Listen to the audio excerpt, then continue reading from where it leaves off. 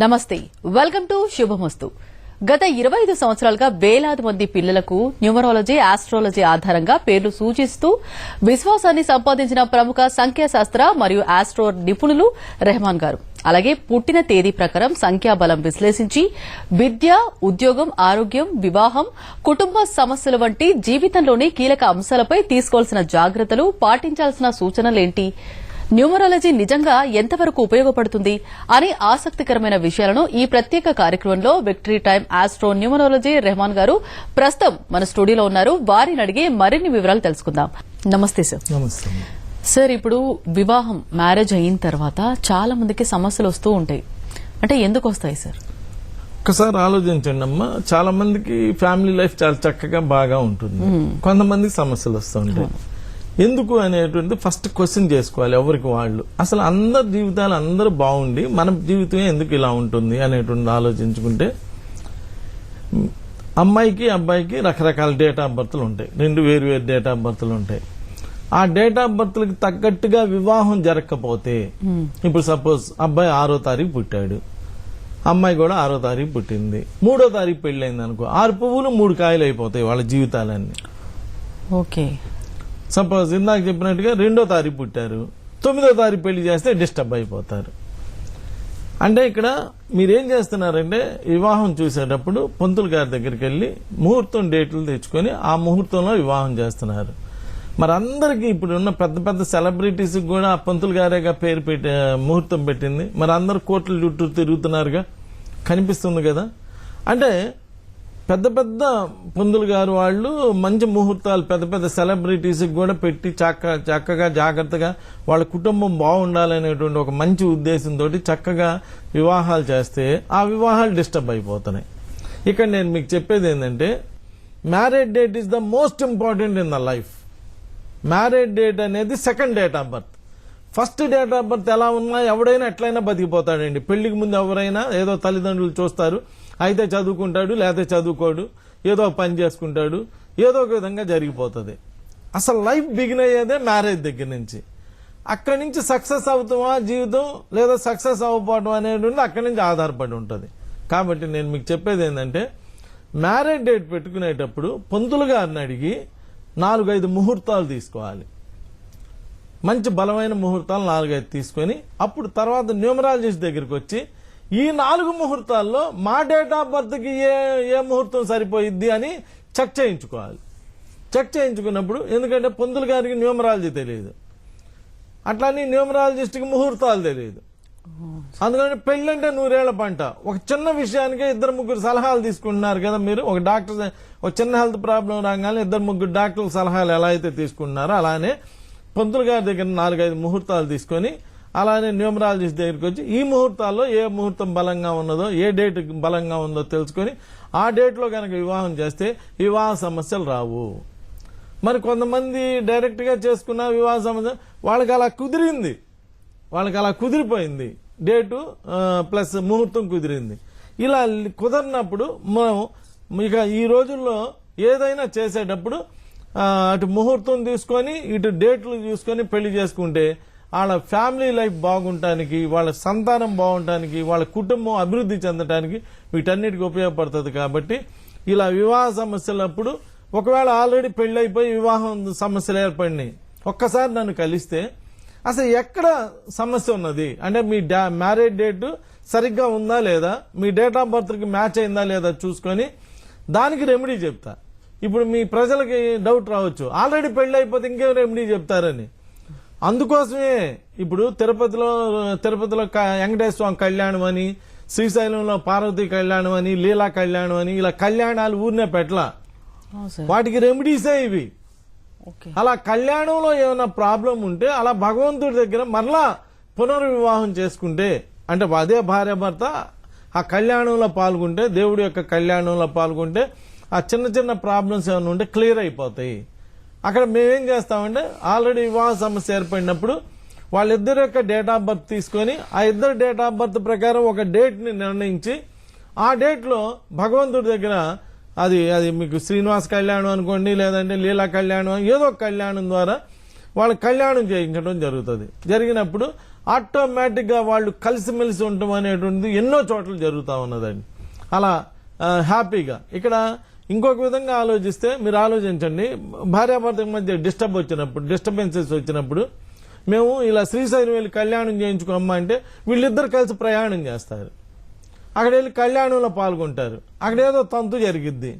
ఈ మధ్యలో ఒకరికొకరికి ఆకర్షణ పెరగవచ్చు, అభిప్రాయ భేదాలు తొలగిపోయి కలిసిమెలిసి ఉండొచ్చు. అలా భగవంతుడు ఆశీర్వాదం ఉంటుంది, వీళ్ళకి ఉన్నటువంటి అభిప్రాయ భేదాలు తొలగిపోయి బాగా ఉండొచ్చు. కాబట్టి వివాహ సమస్యలతో బాధపడేటువంటి వాళ్ళు ఎవరైనా ఒక్కసారి నన్ను కలిసి చూడండి. పని అవ్వలేదు అనుకుందాం, అంటే నన్ను కలిసినా గానీ వివాహ సమస్య తీరలేదు అనుకుందాం. ఆల్రెడీ ఇప్పుడు కూడా వివాహ సమస్య కదా ఉన్నది, అప్పుడు ఉన్నది అనుకుందాం. ఒకవేళ తీరింది అనుకో, లైఫ్ సెటిల్ అయిపోవాలా? ఒక్కసారి పాజిటివ్ గా ఆలోచించండి. తీరలేదు, ఇప్పుడున్న ప్రాబ్లం అప్పుడు ఉంటది, కానీ తీరితే ఏమవుతుందండి, లైఫ్ సెటిల్ అయిపోయి ఆనందకరమైన జీవితం, ఒక మంచి కుటుంబం ఏర్పడింది. కాబట్టి మీరు చూడగానే మీకు అర్థమైపోతుంది, నేను ఒక సీనియర్ సిటిజన్ని కాబట్టి ఈయన్ని కలిస్తే మనకి తప్పనిసరిగా ఒక తండ్రిలాగా ఒక మంచి చేస్తాడు అనేటువంటి ఒక మంచి అభిప్రాయంతో నా దగ్గర రండి, అద్భుతమైనటువంటి రిజల్ట్స్ ఇస్తాను. ఒకసారి అయితే ఒక చిన్న ఎగ్జాంపుల్ అమ్మా, ఒక అమ్మాయి ఫ్యామిలీ డిస్టర్బెన్సెస్ అయ్యి వచ్చింది నా దగ్గరికి. వస్తే ఏంటమ్మా అంటే, మా వారు నన్ను వదిలేసి వెళ్ళిపోయారండి, ఇప్పుడు 3 ఏళ్ళు అయింది, ఎక్కడున్నారో కూడా తెలియదు అని చెప్పి రావడం జరిగింది. ఆ అమ్మాయికి అన్ని రకాల రెమెడీస్ అన్ని చేసి, పేరు కరెక్షన్ అన్ని చేసి, ఇలా చేసుకోమ్మా అని చెప్పి అన్ని చేసిన తర్వాత, ఈ అమ్మాయికి ఎప్పుడైతే రెమెడీ చేశామో, ఆ పేరు కరెక్షన్ అన్ని చేశామో, చేసినాక ఈ అమ్మాయి ఇంటికి వెళ్ళిపోతే అవతల ఆ అబ్బాయి ఆ రోజంట, అరే అయిందేదో అయిపోయింది, నా భార్యని కలవాలి, నా భార్య నాకు కావాలి అని ఆయనకు అనిపించి, దాన్ని టెలిపతి అంటారు, మీకు తెలుసో తెలీదో. ఎవరు నన్ను అనుకోగానే వాళ్ళు ఫోన్ చేస్తారు, లేదా ఎవరు నన్ను అనుకోగానే వాళ్ళు ఎదురు వస్తారు, అబ్బా నిన్ను ఇప్పుడే అనుకుంటున్నాను అంటారే, అలా ఆ అబ్బాయికి అనిపించి, అప్పుడు అబ్బాయి వదిలేసి వెళ్ళినప్పుడు వాళ్ళు వేరే అద్దెంట్లో ఉంటున్నారు, వేరే ఇంట్లో. అక్కడికి వెళ్ళి అక్కడ కనుక్కొని అట్లా అడ్రస్ కనుక్కొని ఈ అమ్మాయి ఎక్కడ ఉండిద్దో ఆ అమ్మాయి దగ్గరికి వచ్చి ఆ అమ్మాయిని కలిసి వాళ్ళు ఆనందంగా మళ్ళీ నా దగ్గరికి వచ్చి, మీ దయ వల్ల ఇలా మేము కలిసిపోయామండి, హ్యాపీగా ఉంటున్నాం అని వచ్చి చెప్పడం జరిగింది. చేతులు పట్టుకొని ఆనందంగా వచ్చారు. ఇలా ఎన్నో రెమెడీస్ జరిగినాయి, ఎంతో మందికి జరిగినాయి. ఒకటే గుర్తుంచుకోండి, ఎంత గొప్ప సినిమా అయినా సబ్జెక్ట్ లేకపోతే ఆడదు. అలానే నేను 25 సంవత్సరాల నుంచి సబ్జెక్ట్ చెప్తున్నానంటే ఎంత మందికి రిజల్ట్స్ వస్తేనో నన్ను కలుస్తారు. రిజల్ట్స్ రాకపోతే మాట ముందు వచ్చి కలవడానికి వాళ్ళ టైం వేస్ట్, మనీ వేస్ట్ కదా, రారు కదా. అందుకని అద్భుతమైనటువంటి రిజల్ట్స్ వస్తున్నాయండి. ఇలా మ్యారిటల్ ప్రాబ్లమ్స్ కి అయితే ఎక్సలెంట్ సొల్యూషన్ చెప్తాను. సో నన్ను ఒకసారి కలవండి, మంచి ఆనందకరమైన జీవితం పొందండి. Thank you. ఇప్పుడు కొంతమందిలో అంటే మైండ్ మెచ్యూరిటీ సరిగా ఉండదు సార్, అంటే అలాంటి పిల్లలు పుడుతూ ఉంటారు. తల్లిదండ్రి ఇద్దరు తెలివైన వాళ్ళైనా వాళ్ళకి మెచ్యూరిటీ లేని పిల్లలు పుడుతూ ఉంటారు. అంటే ఎందుకు sir? Marriage date is the most important in the life. Abortions అవటానికి, అలానే పిల్లలు మైండ్ మెచ్యూర్ కాని పిల్లలు పుట్టడానికి, వీటన్నిటికీ పెళ్లి డేటే కారణం, వేరే ఏ కారణం లేదండి. ఓన్లీ పెళ్లి డేట్ బాగుండకపోతే, పెళ్లి డేట్ లో ఇబ్బంది ఉంటే ఇలా మైండ్ మెచ్యూర్ కాని పిల్లలు పుట్టడం, ఊరినూనే అబార్షన్స్ అవటం, ఫ్యామిలీలో ఊరినూనే డిస్టర్బెన్సెస్ వస్తాం, భార్యాభర్తల మధ్య అన్నా చెల్లెళ్ళ రిలేషన్షిప్ కంటిన్యూ అవుతుంటది కొన్ని నెలల్లో. మీరేమనుకుంటారు, మీ ఇంట్లో విషయాలే మీకు తెలుస్తాయి. కొంతమంది భార్యాభర్తల ఇంట్లో భార్యాభర్తలు అయి ఉండి అన్నా చెల్లెల రిలేషన్షిప్ కంటిన్యూ అవుతూ ఉంటది. అలా ఉంటాయి ఫ్యామిలీస్. వీటన్నిటికీ రీజన్ ఏంటంటే మ్యారేజ్ డేట్. మ్యారేజ్ డేట్ బాగా లేకపోతే ఇన్ని ఇబ్బందులు పడాలి. 5, 14, 23 తారీఖుల్లో పెళ్లి చేసుకున్నా, లేదా డేటు మంత్ ఇయర్ కలిపితే 5, 14, 23 తారీఖులు వచ్చినా గానీ మ్యారేజ్ లో ఈ డిస్టర్బెన్సెస్ వస్తాయి. ఫ్యామిలీలో చాలా ఇబ్బందులు, పిల్లల ఇబ్బందులు. ఒకవేళ కానీ పిల్లలు బాగానే పుట్టారండి మాకు తెలిసిన వాళ్ళకంటే, కానీ పిల్లలు లేట్ సెటిల్మెంట్ అవుతారు. ఓకే, పిల్లలు మ్యారేజెస్ లేట్ అయిపోతాయి, లేదా పిల్లలు మ్యారేజ్ డిస్టర్బ్ అవుతాయి. ఇలా జరుగుతూ ఉంటాయి. కాబట్టి నేను చెప్పేది ఏంటంటే రెమెడీస్ చేసుకోండి. ఒక అమెరికాలో అమ్మ ఇద్దరు డాక్టర్స్, భార్యాభర్త ఇద్దరు డాక్టర్స్, వాళ్ళకి మైండ్ మెచ్యూర్ కాని పిల్లవాడు పుట్టాడు. అదే హైపర్ యాక్టివ్ పిల్లలు ఉంటారు కదా, పుట్టాడు. వాళ్ళు నా వీడియో చూసి అమెరికా నుంచి నాకు కాల్ చేసి వీడియో కాల్ ద్వారా రెమెడీస్ చేయించుకున్నారు. చేయించుకొని అయిపోయిన తర్వాత ఒక 1 year కి అమెరికా నుంచి నాకు థ్యాంక్స్ చెప్పడానికి ఇండియా వచ్చి ఆ అబ్బాయిని తీసుకొని వచ్చి, చూడండి మీరు పేరు కరెక్ట్ చేసిన అబ్బాయి ఎంత చేంజ్ వచ్చిందో చూడండి అని చెప్పి చూపించి అలా ఆనందంగా, ఎంత ఆనందంగా. డాక్టర్స్ ఏంటి, మనం చిన్న కరెక్షన్ చేస్తే వాళ్ళు అక్కడి నుంచి వచ్చి ఇక్కడికి థ్యాంక్స్ చెప్పడానికి వచ్చి వాళ్ళ అబ్బాయి ఎంత చక్కగా తయారయ్యాడంటే అంత చేంజ్ వచ్చింది. ఏది జరిగినా గ్రహ ప్రభావమే. అంత ముందు ఆ అబ్బాయికి మైండ్ సరిగ్గా లేకపోవడానికి గ్రహ ప్రభావమే. ఈ రోజు మైండ్ సరిగ్గా ఉండి బాగా చదువుకొని బాగా డెవలప్ అవడానికి గ్రహ ప్రభావమే. ఈ రోజున అక్కడ ఇరాన్ లో యుద్ధం జరుగుతున్న గ్రహ ప్రభావమే. ఒకేసారి బస్సులో మంటలు వస్తాయి. అదేంది ఒకేసారి ఈసారి బస్సులో మంటలు వచ్చి రేపు ఎక్కడో రైల్లో వచ్చి ఎల్లుండి ఇంకో చోట రావచ్చుగా, అట్రావు. ఒకేసారి బస్సులన్నీ కాలిపోతుంటాయి. ఒకేసారి ప్రాబ్లం. ఏది జరిగినా గ్రహ ప్రభావమే, గ్రహాల వల్లనే జరుగుతాయి. ఇవన్నీ తెలుసుకోవటం అనేటువంటిది మనం తెలుసుకొని చేయాలి. అదేంటంటే కొంతమంది తెలియక మూడులు ఏం చేస్తారంటే ఇది మూఢనమ్మకం. వాళ్ళు మూడులు కాబట్టి మూఢనమ్మకం అనుకుంటున్నారు. అదేంటి, అరే కర్నూలు దగ్గర బస్సు కాలిపోవటం ఏంది, ఏమంటే హైదరాబాద్ తెలంగాణలో బస్సు ఒకేసారికి బస్సులే కాలిపోవటం ఏంటి అనేది ఆలోచించరు.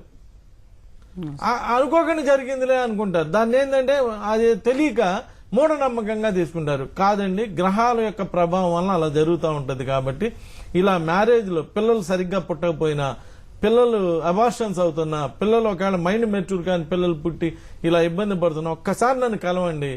అద్భుతమైనటువంటి రెమెడీస్ ఇస్తాను. జీవితాంతం నన్ను గుర్తు పెట్టుకునేటువంటి విధంగా రెమెడీస్ ఇస్తాను. ఒక తండ్రిలాగా హామీ ఇస్తున్నాను. అద్భుతమైనటువంటి రెమెడీ ఇచ్చి మీ పిల్లలకి మంచి భవిష్యత్తు వచ్చేటట్టు చేసి పెడతాను. Thank you. ఓకే, అంటే ఇప్పుడు పేరులో తాగుడింతం ఉంటే ఏమవుతుంది సార్? అద్భుతమైన ప్రశ్న అడిగామమ్మా. ప్రస్తుతం సొసైటీ ఎదుర్కొంటున్నటువంటి రకరకాల సమస్యల్లో ఇదొక సమస్య. ఎవరు కూడా నన్ను నమ్మకూడదమ్మా. ఎవరికి వాళ్ళు రీసెర్చ్ చేయాలి. రీసెర్చ్ చేసి అవును కదా ఇది ఇంతే కదా అని చెప్పి రీసెర్చ్ చేసి తెలుసుకోవాలి ప్రతి విషయాన్ని. పేరులో తాగుడింతం వస్తే మీరు ఆలోచించండి. సమంత, నాగ చైతన్య, తరుణ్, కలల హీరో, అబ్బాయికి పెళ్లి కాబోతుంది తరుణ్ ఆర్తి అగర్వాల్, మాయావతి, జయలలిత, మమతా బెనర్జీ, ముగ్గురు ముఖ్యమంత్రులే. వాళ్ళు పెళ్లి చేసుకుంటా అంటే ఇప్పుడు అందరూ రిజర్వేషన్ లేకపోయినా పరిగెత్తాం. వాళ్ళకి పెళ్లి కాబోవటం ఏంటి? మీ మినిస్టర్ల పేర్లన్నీ రాసుకోండి. ఇప్పుడు నడుస్తున్న మినిస్టర్ల పేర్లు, అయిపోయిన మినిస్టర్ల పేర్లు, సునీత, లలిత, ఇవన్నీ రాసుకోండి. ఓకే, అందరూ సింగిల్ మ్యాన్ ఆర్మీలే, అందరూ ఒకళ్లే. అదేంది మరి మినిస్టర్లు కదా అంటే, మినిస్టర్లు అయినప్పటికీ అన్ని ఆ తాగుడింతం పేర్లో ఉంటే నన్ను నమ్మొద్దని ఫస్టే చెప్పా. ఎవరికి వాళ్ళు ఆలోచించండి. గౌతమ బుద్ధుడు మీరు ఎక్కడి నుంచి సత్యహరిశ్చంద్రుడు ఈ తాగుడింతం ఉన్న వాళ్ళందరికీ కూడా పర్సనల్ లైఫ్ దెబ్బతినిపోతుంది.